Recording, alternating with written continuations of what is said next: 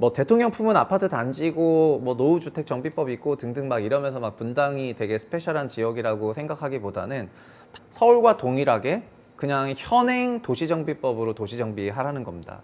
그리고 현행 건축법으로 그냥 리모델링 하라는 거고요. 그래서 더 혜택을 받아야 될 이유는 그 어디에도 없다.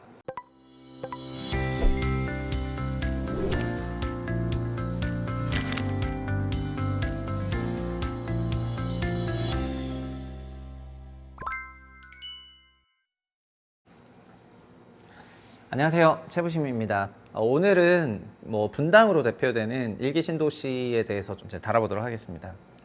대통령이 분당 아파트를 내놓으면서 분당 아파트 커뮤니티가 지금 난리가 난 것 같습니다.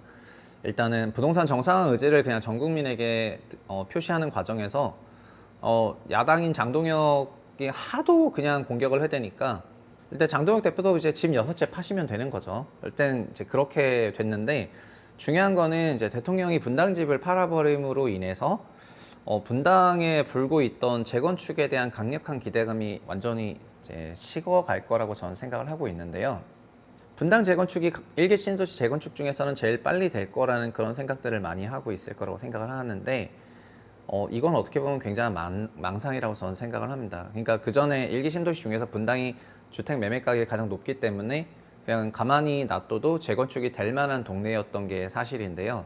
그래서 그냥 냅두면은 재건축이 돌아갔었을 건데 이거를 더 적극적으로 재건축을 하겠다고 밝혔던 게 이제 윤석열 정부였죠. 그래서 윤석열 대통령이 그 선거 공약으로 일기 신도시 재건축하겠다는 게 나왔었고 그 일기 신도시 재건축을 통해서 거기 이제 30만 가구를 40만 가구로 늘리고 막 이런 거를 공약으로 하면서 신도시를 챙겨준다는 그런 민심에 막 불이 붙어가지고 어쨌든 2022년 그 선거에서 윤석열 대통령이 됐는데 그러면서 이제 분당 재건축법이 대통령 지시로 만들어졌습니다. 근데 지금 분당 재건축 커뮤니티에 대한 그런 반응은 톡방으로 알 수 있는데 제가 지금 톡방에 들어가 있진 않지만 그 톡방에 계신 분들이 이런저런 얘기를 하는데 심리가 좀 이제 이런저런 소란이 있다고 하는데 중단기적으로 타격을 입을 것 같다는 그런 글이 그냥 여러 블라인드든 FM이든 이제 뭐 이런 게 있습니다. 근데 대품하라 그래서 대통령 품은 아파트를 가지고 있다는 게 이제 분당의 생각이었거든요. 근데 집을 팔아버리면 이제 대품화가 없어지는 거죠. 윤석열 대통령 때 얘기를 조금 하고 싶은데요. 저는 이때부터 국토부가 그냥 썩었다고 생각을 했습니다. 왜냐하면 여러 회의에 참석을 했는데 이 재건축 특별법을 만들 특별한 이유가 없는 상황에서 그냥 냅둬도 어차피 재건축이 되고 다른 지역도 그렇게 재건축을 하고 있는데 왜 분당만 더 특별하게 챙겨야 되느냐에 대한 그런 질문을 한 거거든요. 그러니까 일기 신도시 재건축을 하지 말자는 게 아니라 그냥 냅두면 리모델링과 재건축으로 알아서 돌아갈 거를 분당만 왜 더 챙겨야 되느냐. 그러니까 이 법을 만들어도 분당만 챙겨지는데 뭐 너네 다 분당에 아파트 있냐? 이거를 이제 물어봐야 되는 상황처럼 국토부가 정말 이제 대통령의 지시를 받아가지고 분당 재건축을 챙기고 있더라고요. 24년 1월에도 민생 토론을 한다고 하면서 이런 보도자를 냈고 근데 그래서 21대 국회의원들이 국토위 18개 상임위에서 국토위가 있었고 그때 유경준 국민의힘 의원이 뭐라고 얘기한 줄 아십니까? 1기, 2기 신도시는 처음 개발할 때 특혜를 부여받았는데 또 특혜를 부여하는 것은 정당성이 없다. 이렇게 얘기했고요. 김정주 국힘 의원도 지방 경우 지분 개선만 해도 삶의 질이 올라가는데 이 법은 수도권 재산 증식에 방점이 찍혔다.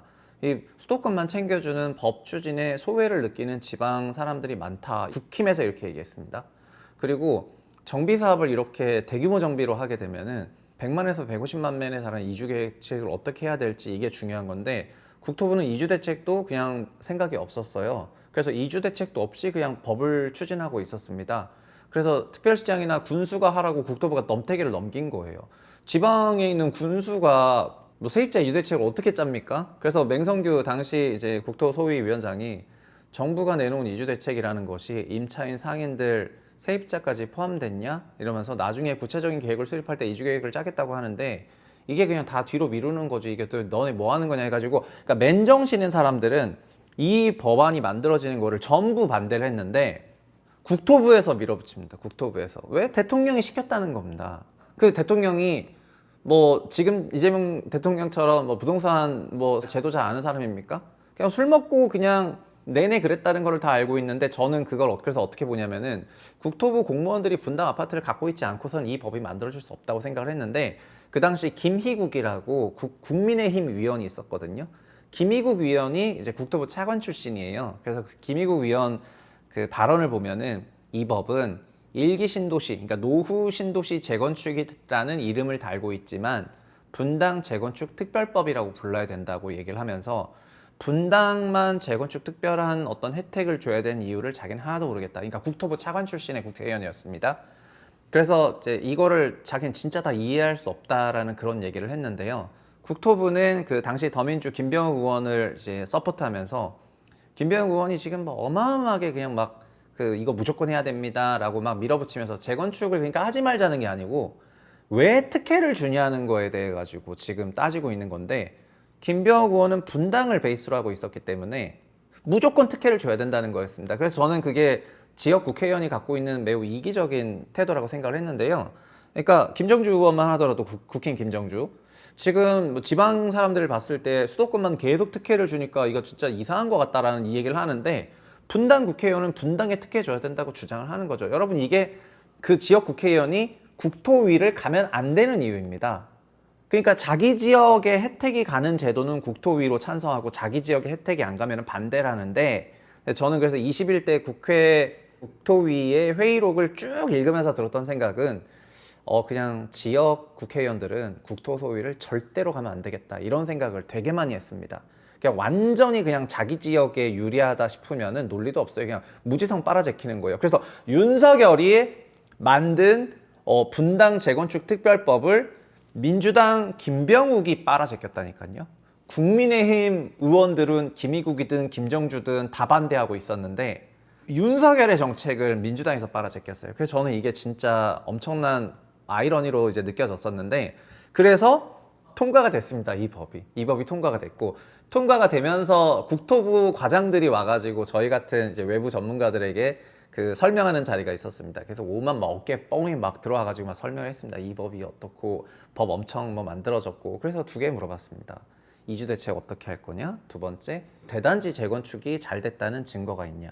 그러니까 지금 이 법은 대규모 재건축으로 밀어붙이면서 여러 단지를 다 섞으라고 하는 법인데 제가 그동안 십수년간 봐왔던 그 경험은 한 개 단지도 서로 싸운다. 근데 두 단지를 묶었는데 그게 잘 돌아갈 거라고 생각을 하냐? 심지어 세 개 단지를 묶어가지고 서로 대지권이 다 다르고 대지 가격 다 다른 관리 처분 때 같은 아파트 단지에서도 평형 따라서 그렇게 싸우는데 세 단지를 다 묶어가지고 통합 재건축하려면 재건축이 잘 되라는 그 보장은 국토부가 뭘 근거로 하고 있냐? 그러니까 지금 재건축이 대단지화되면서 더 잘 됐다는 근거가 있냐, 데이터가 있냐 하니까 없죠, 당연히. 근데 자기네들은 그냥 이 법을 만들었다고 하면서 막 오만하고 맨 마지막에는 27년 착공하겠다는 거예요. 그래서 24년에 이제 그걸 들을 때 어떤 생각이 들었냐면 진짜 뭐 속으로는 그런 생각 했습니다. 국토부 사람들이 다 정신이 나갔구나. 그냥 재건축을 한 번도 안 경험해보고 책상 속에서 그냥 상상 속에서 메타버스 그래서 제가 그때부터 메타버스 국토부라는 용어를 하기 시작했거든요. 국토부의 정책은 메타버스 속에서 이루어지나 보다. 실제 대한민국에서 이루어지는 것이 아니고 뭐 이렇게 했습니다. 그리고 특별법이 통과되면 용적률을 450까지 올릴 수 있지만 일률적으로 하는 건 아니고 이제 지역마다 따다닥 해가지고 하겠다고 하는 거죠. 그래서 일기 신도시는 일반적인 방식으로 재건축을 하면 되는데 일반적인 방식이 조금 불리하니까 리모델링을 좀 선택해서 리모델링 하려는 단지도 있었는데 노후법이 나오니까 일기 신도시 리모델링이 다 죽어버렸어요. 그래서 그거 그냥 원래 가만히 냅뒀으면은 지금 몇 개 단지는 리모델링 했을 거거든요. 그게 정비한 거잖아요. 그러니까 그 단지 사람들이 원해서 리모델링 한 거잖아요. 그럼 리모델링을 해도 되는 거 아닙니까? 그 단지 사람들이 원하는 건데. 근데 국토부가 리모델링 노노 하지 마세요. 재건축 하세요. 재건축 450%까지 올릴 수 있도록 저희가 다 만들어 드릴게요. 이주 뭐 알아서 하세요. 그거는 지자체장이 정하는 거예요. 그래서 만약에 이번 그냥 선거에서 성남시장 김병욱이 되면은 분당 이주 대책 본인이 짜십시오. 본인이 입법해가지고 통과시킨 법이지 않습니까? 그 성남시장이 행여나 만약에 되시면은 10만 가구 이주 대책 성남시가 짜야 될 거 아니에요. 한번 짜보세요. 이주 어떻게 할지 한번 봐볼게요. 그래서 저는 이 법이 진짜 완전 쓰레기 법이 만들어졌는데 그리고 오히려 재건축을 더 안 되게 망하게 하고 있는데 이걸로 이제 소위 그 매표가 되었고 이거가 22년 대통령 선거에 이제 큰 영향을 줬다고 생각을 하거든요. 그래서 27년 착공하겠다는 국토부에게 여쭙겠습니다. 노후계획도시법 27년이 착공합니까? 내년 착공인데 어느 단지가 착공을 해요? 그래서 국토부는 지금 뭐 자기네가 이제 이런저런 비판을 받는 거에 대해서 특히 우리 채널만큼 국토부를 비판한 부처가 없는데 국토교통도 교통은 모르겠지만 주택은 진짜 다 그냥 다 석고대죄 해야 돼요. 그냥 다 해병대 캠프를 갔다 와야 되는 정신 상태야. 지금 보면은. 그러니까 21대 국토 소위의 회의록을 한번 읽어보시고 그 회의록에서 국토부가 무엇을 했는가를 다 뒤집어 봤으면 좋겠고요. 무능한 윤석열 정부라고 해도 아무도 이견이 없겠죠. 무능한 윤석열 정부에서 가장 무능했던 게 누구냐? 국토부였는데 그 쌌던 똥들 지금 다 회복해야지 됩니다. 그러니까 그때 만들어졌던 제도들 있잖아요. 지금 올해 있을 다주택자 양도세 중과 규제하는 거 이건 국토부가 만든 건 아니지만 그때 최재실과 국토부 두 부처가 부동산과 관련해서 수많은 똥을 쌌는데 그거를 지금 정상 하나씩 해야 되지 않습니까? 그래서 지금이라도 노후도시 정비를 위해서는 그냥 더 슬림화를 해가지고 원래 있는 대로 가야 되는데 혜택에 또 혜택을 주고 또 혜택을 주면서 더 혜택을 줄까 좀만 기다려 하니까 더 안 되는 이 역설을 이제 받아들여야 될 것 같고요. 뭐 대통령 품은 아파트 단지고 뭐 노후주택 정비법 있고 등등 막 이러면서 막 분당이 되게 스페셜한 지역이라고 생각하기보다는 서울과 동일하게 그냥 현행 도시정비법으로 도시정비하라는 겁니다. 그리고 현행 건축법으로 그냥 리모델링 하라는 거고요. 그래서 더 혜택을 받아야 될 이유는 그 어디에도 없다. 이렇게 말씀을 드리겠습니다. 네, 대통령이 분당 부동산 집을 판 거는 분당 재건축 되지 말라는 의미에서 판 건 아니었지만 근데 이걸 계기로 분당 재건축을 저희가 다시 한번 보게 되었는데요. 다시 한번 본 저의 해석은 그렇고요. 윤석열의 정책을 민주당에서 빨아제끼는 걸 보면서 저는 그때 진짜 그 21대 국회는 진짜 다 그냥 반쯤 정신 나간 사람들이라고 생각을 했는데 그러니까 이제 22대 되면서 다 갈렸지 않습니까? 다 갈린 이유가 있다. 이렇게 말씀을 드리겠고요. 그리고 그때 뿌렸던 똥들 본인들이 수습하십시오. 여기까지 하겠습니다. 감사합니다.